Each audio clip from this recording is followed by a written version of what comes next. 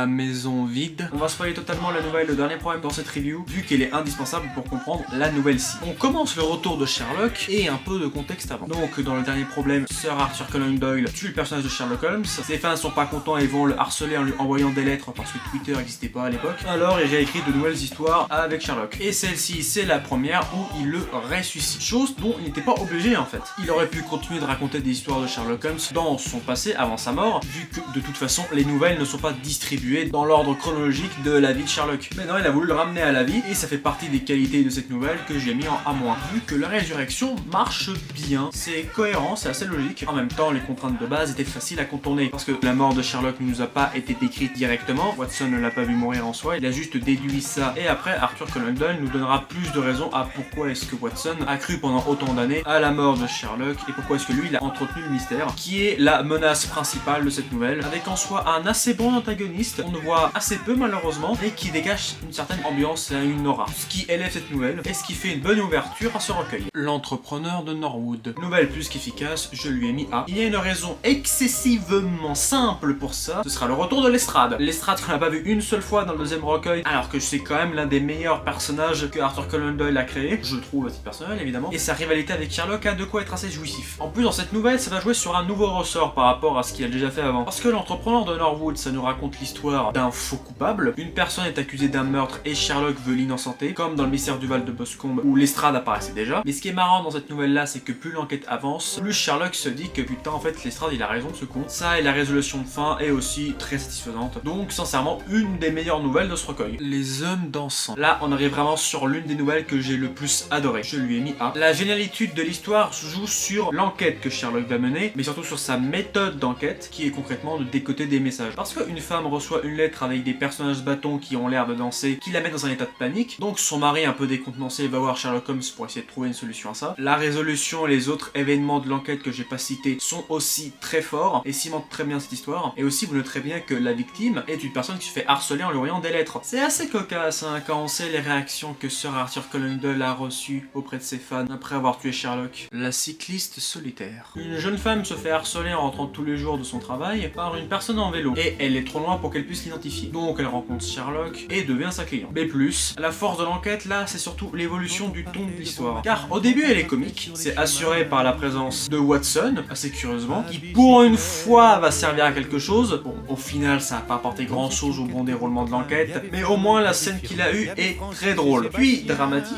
avec une histoire assez sombre, qui a notamment beaucoup de personnages, mais qui n'est pas sans me déplaire. L'école du prieuré. Mais ça aurait pu être l'une des meilleures du recueil, mais il y a quelques soucis. Déjà l'histoire, un directeur d'école, celle du prieuré du coup, va voir Sherlock pour lui demander de retrouver un élève et un professeur qui ont disparu ensemble il y a 3 jours de cela. Si je devais dire mon avis, je dirais que c'est un peu l'inverse de Flamme d'Argent. Parce que dans Flamme d'Argent, tout comme l'école du prieuré, Sherlock doit retrouver une personne, bon, dans Flamme d'Argent c'est un cheval, et dans Flamme d'Argent la traque est un petit peu chiante, voire même assez beaucoup, alors que là elle est passionnante. Il y a de l'enjeu, il y a des découvertes, il y a un mystère qui s'épaissit, qui grandit, c'est assez bien, ça captive l'esprit, ça donne envie de s'intéresser quoi. Mais Flamme d'Argent a une révélation qui est beaucoup plus passionnante et beaucoup mieux amenée surtout que l'école du prieuré. C'est ce qui va la couler malheureusement, alors que ça aurait pu être fort, ça repose sur des thèmes en soi qui sont récurrents de Sherlock, les thèmes familiaux, mais la conclusion donnée n'est pas le paroxysme qu'elle aurait pu être. Donc oui, c'est une enquête un peu moyenne, dans un recueil qui commençait très bien en soi, un peu dommage, mais ça va se rattraper avec la suite.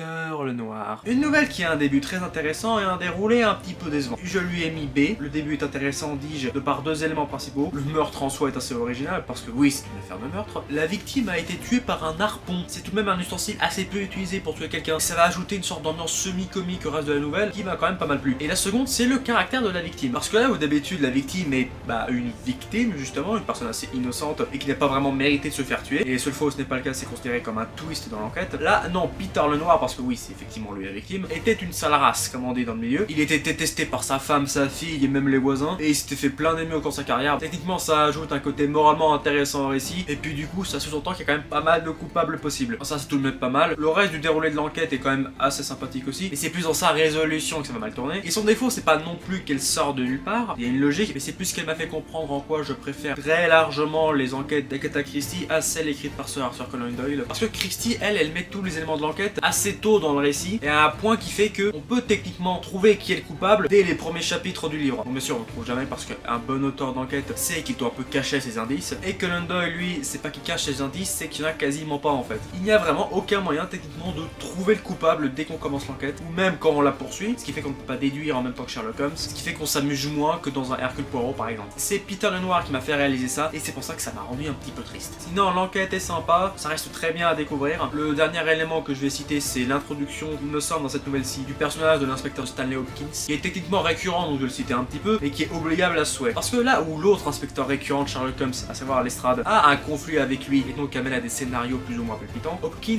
lui, est très souvent en accord avec Sherlock, et même fait presque doublon avec Watson, ce qui le rend quand même beaucoup moins marquant. Ça reste vraiment juste l'inspecteur de service pour l'enquête. Charles Auguste Milverton. A plus, ce qui est vraiment excellent dans cette nouvelle, c'est son antagoniste, qui est Charles Auguste Milverton, donc qui est carrément le titre de l'œuvre, et il est vraiment fandard. C'est un maître chanteur de génie, et justement la cliente de Sherlock Holmes est une femme qui est victime d'un chantage monté par Charles, parce qu'il a des lettres compromettantes de son mari, et il est absolument délicieux à suivre. On voit vraiment que deux scènes, vu que c'est des nouvelles quand même, il n'y a pas énormément de trucs qui se passent non plus, mais on sent vraiment qu'il y a quelque chose en plus par rapport à d'autres antagonistes de Sherlock Holmes, et même par rapport à Moriarty, je pense que je préfère Milverton. Mais aussi ça va être quand même pas mal que ce que Sherlock fait, donc ce sera surtout de l'infiltration chez Milverton pour récupérer ses dossiers, est vraiment rondement mené, avec une résolution de fin qui laisse pas indifférent, je dois dire. Je conseille évidemment à lire, c'est clairement une des meilleures nouvelles de Sherlock, Les 6 Napoléons. À moins, toute l'histoire de cette enquête tourne autour d'une série de cambriolages où il n'y a aucun vol, juste des bustes de Napoléon brisés au sol. Donc il y en aura 6,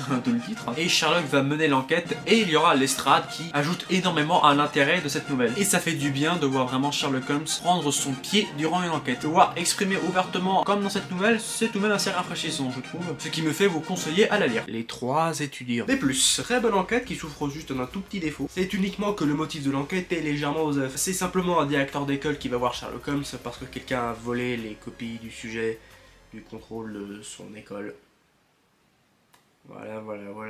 Alors il y a 2 points à souligner avec ce motif. D'une part, c'est très original, c'est pas un sujet qu'on va très souvent aborder, ça change des vols classiques ou meurtres ou quoi que ce soit. Et le deuxième, c'est quand même qu'on s'enlustre un peu les couilles, parce qu'il faut dire, c'est quand même moins passionnant que des vols classiques ou des meurtres ou quoi que ce soit. Par contre, malgré son petit défaut, l'enquête est, comme je l'ai dit, très sympathique. Elle évolue bien, Sherlock utilise bien sa méthode. Non, vraiment une très bonne enquête, juste avec un enjeu un peu moyen. Le pince-nez en or. Mais moins, c'est une histoire de meurtre où la victime possédait sur lui un pince-nez en or justement, qui sert techniquement de MacGuffin à l'histoire, dont Sherlock va en déduire pas mal de choses sur le coupable et va lui permettre de remonter jusqu'à sa piste. Le déroulé est correct jusque là. Mais après, c'est dans sa résolution que va y avoir un plus gros souci, notamment parce que c'est un petit peu trop récurrent durant les nouvelles. C'est en fait que Sherlock va déduire la moitié de la résolution et laisser le coupable finir tout ce qui reste. Alors ça peut techniquement donner un peu de personnalité au coupable, mais ça fait vraiment juste nous raconter une nouvelle histoire alors qu'on est quasi à la fin de la nouvelle. C'est un peu trop tard pour le faire, je pense. Il aurait fallu amener ça plus subtilement au fur et à mesure de l'enquête. Bon, le pince-nez en or, c'est pas la nouvelle qui a le plus souffert de ce procédé. Il y en a certaines dans les mémoires qui c'était beaucoup pire que ça. Mais voilà, ça en fait une enquête moins marquante. Le 3/4 manquant. De rugby, c'est un joueur. Et justement, on enquête sur sa disparition. Énormément de qualités dans cette nouvelle, beaucoup de trucs très bien à en redire, mais ce serait vraiment beaucoup trop spoilé. C'est vraiment une qui fonctionne à la surprise. Je peux néanmoins quand même donner 2 qualités. D'une part, c'est super drôle. Le comique est vraiment bien géré dans celle-là, grâce à l'interaction que Sherlock a avec son client au début, et même au déroulé de l'enquête, avec un élément qui apparaît genre uniquement 2 fois dans les nouvelles de Sherlock. Quand même bizarre qu'il s'en ait plus jamais resservi à part. Et aussi l'antagoniste de celle-ci, qui est vraiment marquant, qui donne beaucoup de fil à retard à Sherlock. Et pour finir, je dirais que c'est une excellente entrée pour commencer une nouvelle Sherlock Holmes. Le manoir de l'abbaye. B+. Celle-ci peut un peu rappeler Peter Lenoir, dans le sens où la victime de l'enquête est une personne qui est détestée par son entourage, mais elle fonctionne beaucoup mieux je trouve, notamment grâce à son déroulé. Tout le délire, c'est que lorsque Sherlock arrive sur la scène du crime, il se dit qu'il sert un peu à rien. Parce que genre, il y a 2 témoins, il corrobore les faits, les preuves sont là, il n'y a pas besoin de chercher longtemps. Donc quand il repart, il se dit vraiment que ça a été une perte de temps. Et pourtant, il y a un détail, il l'a gêné. Et lorsqu'il réussit enfin à mettre le doigt dessus, il finira par démêler tous les mystères de cette enquête et à retrouver enfin le vrai coupable. C'est une excellente touche, j'ai trouvé. Ça rend cette enquête plus que correcte. Mais après, la résolution, c'est bon.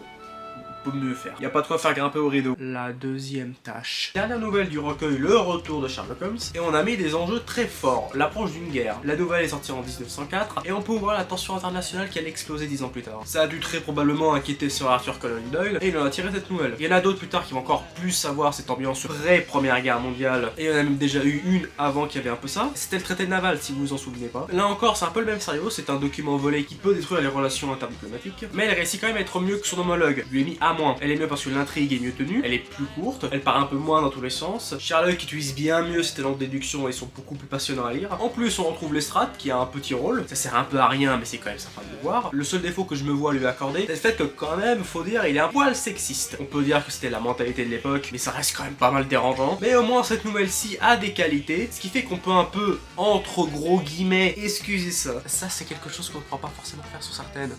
Notamment celle qui arrive juste après. En tout cas, ça conclut de manière quand même assez palpitante ce troisième recueil de Sherlock Holmes. À la semaine prochaine pour voir le bilan de celui-ci. Le retour de Sherlock Holmes.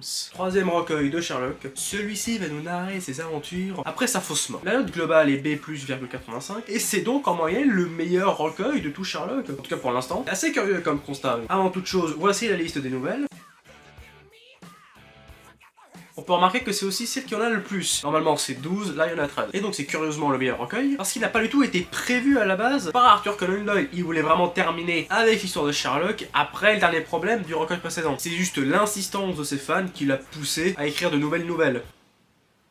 Et là où il commence à avoir des intérêts dans les mémoires, il semblerait qu'il trouve plus d'intérêt à écrire dans le retour. Sherlock fait bien plus de déductions, il est beaucoup plus présent, les intrigues sont mieux ficelées de manière générale, comme quoi il semblerait que le harcèlement des fans, ça aide vraiment les auteurs à donner le meilleur d'eux-mêmes. Je sais pas vraiment si c'est une bonne morale, mais en tout cas c'est ce qui semble être arrivé. Et oui, c'est clairement un recueil qui a été pensé en grande partie pour plaire à ses admirateurs. Rien que le fait de vouloir ressusciter Sherlock en est la preuve. Comme je l'ai dit quand j'avais commencé le recueil, il n'était pas obligé de continuer après le dernier problème. Les nouvelles de Sherlock ont été publiées dans un ordre absolument pas chronologique. Donc il aurait pu simplement réécrire des nouvelles qui se passent avant. D'ailleurs, c'est ce qu'il a fait. Sherlockus Milverton et la deuxième tâche se passent chronologiquement avant le dernier problème. Mais non, il a voulu faire plaisir aux fans. Alors au diable la cohérence artistique. Enfin tout ça, c'est des histoires des siècles derniers. A posteriori, ce recueil est beaucoup plus recommandable que celui d'avant. Et que ceux d'après aussi. Parce que Arthur a donc évidemment continué sa saga. Et c'était pas forcément pour le meilleur. Mais parce qu'on va bientôt commencer à débarquer à la face sombre de Sherlock. A ciao et bon samedi soir.